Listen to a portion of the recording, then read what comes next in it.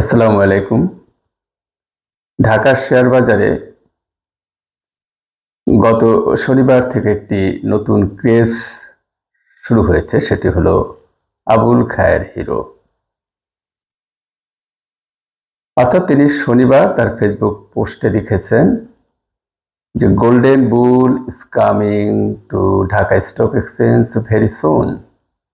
আর এটা লেখার পরেই দেখা গেল যে ডিএসই সূচক 18 জানুয়ারি 76 পয়েন্ট, 19 জানুয়ারি 56 পয়েন্ট,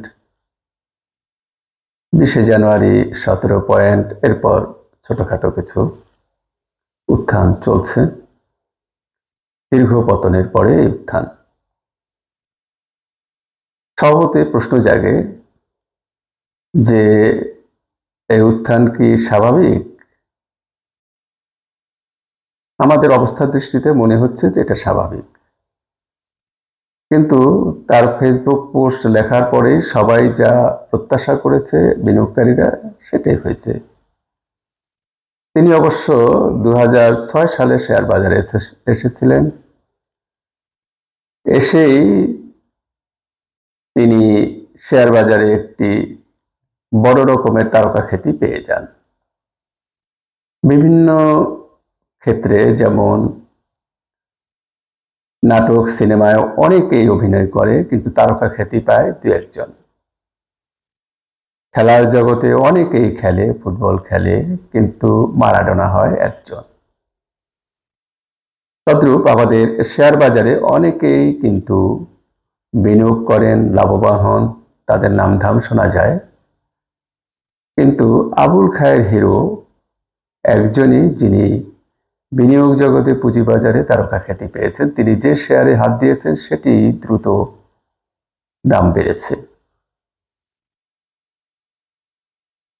তিনি কোন শেয়ার কিনেছেন এটা জানার জন্য সাধারণ বিনিয়োগকারীরা খুব উন্মুখ হয়ে থাকেন, তার পিছে পিছে ছুটে বেড়ান। তিনি অতীতের সকল কারসাজিকারকদেরকে ছাড়িয়ে গেছেন। ব্রোকার হাউসগুলো বলছে যে এটি অভূতপূর্ব একটি অসম্ভব ঘটনা ঘটছে। মূলত এই আবুল খায়ের হিরোকে, তিনি একজন 31 বিসিএস এর কর্মকর্তা। তিনি সমবায় অধিদপ্তরের ডেপুটি রেজিস্ট্রার।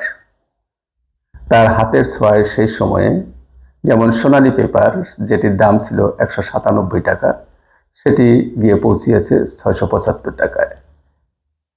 জেনেক্স ইনফোসিস, যেটির দাম ছিল মাত্র 54 টাকা, সেটি গিয়ে পৌঁছেছে 136 টাকায়। এনআরবিসি ব্যাংকের শেয়ারের দাম যেটি ছিল 13 টাকা, সেটি গিয়ে পৌঁছেছে 35 টাকায়। ডেল্টা লাইফ ইন্স্যুরেন্সের শেয়ারের দাম ছিল 64 টাকা, সেটি তার হাতের ছোঁয়ায় পৌঁছেছে 215 টাকায়। ফরচুন, যে শেয়ারটির দাম ছিল মাত্র 16 টাকা, সেটি গিয়ে পৌঁছেছে 117 টাকায়। এনএফএমএল, ন্যাশনাল ফিড মিলস লিমিটেড, যে শেয়ারটির দাম ছিল মাত্র 14 টাকা, সেটি গিয়ে পৌঁছেছে 42 টাকায়। প্রায় 3 গুণ দাম।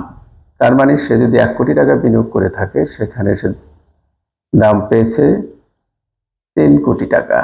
তাহলে তার বিরুদ্ধে অভিযোগ আছে যে সে এই শেয়ার বাজার থেকে বা শেয়ার বাজারে বিনিয়োগ করেছেন 2000 কোটি টাকা, কেউ কেউ বলছেন এটি হবে 2500 কোটি টাকা।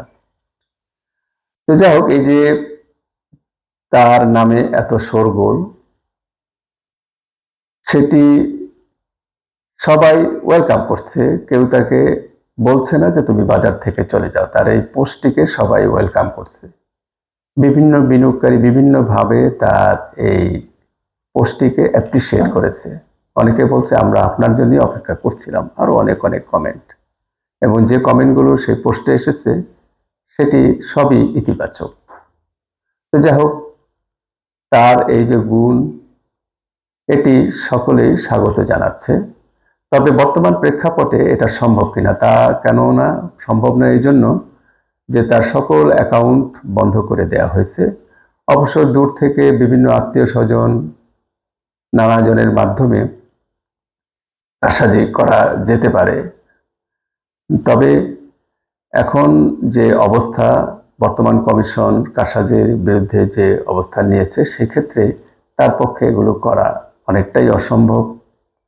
তবে এটা আমাদের বর্তমান যারা অনেক বিনিয়োগকারী আছেন, যারা অনেক দামে শেয়ার কিনে রেখেছেন, সেগুলো বিক্রয় করার জন্য এই ফেসবুক বার্তাটি একটি কৌশলও হতে পারে, যে শেয়ারের দাম বাড়িয়ে সেগুলো বিক্রি করে ফেলা, এমনও হতে পারে। যাই হোক, আবুল খায়ের হিরো অবশ্যই মেধাবী, যেহেতু একজন বিসিএস কর্মকর্তা, বিসিএস পরীক্ষায় উত্তীর্ণ হয়ে তিনি কর্মকর্তা হয়েছেন। তিনি তার বিনিয়োগের হাতের ছোঁয়া শেয়ার বাজারে যেখানে লাগিয়েছেন, সেখানে তিনি সাকসেস হয়েছেন। অনেকে তাকে অনুসরণ করছে, তার সঙ্গে সখ্যতা স্থাপন করেছে এবং তার মাধ্যমে তাদের বিও অ্যাকাউন্ট ম্যানেজও করেছে। তো যাই হোক, এ ধরনের কারসাজি আমরা অবশ্যই প্রত্যাশা করি না, কারণ কিছু শেয়ারের দাম যদি অস্বাভাবিক বাড়ে, সেটি যারা উচ্চ মূল্যে না বুঝে ক্রয় করবে, পরবর্তীতে সেটির দাম অবশ্যই কমে যাবে, তার জায়গায় চলে আসবে, তাতে সেই বিনিয়োগকারী ক্ষতিগ্রস্ত হবে।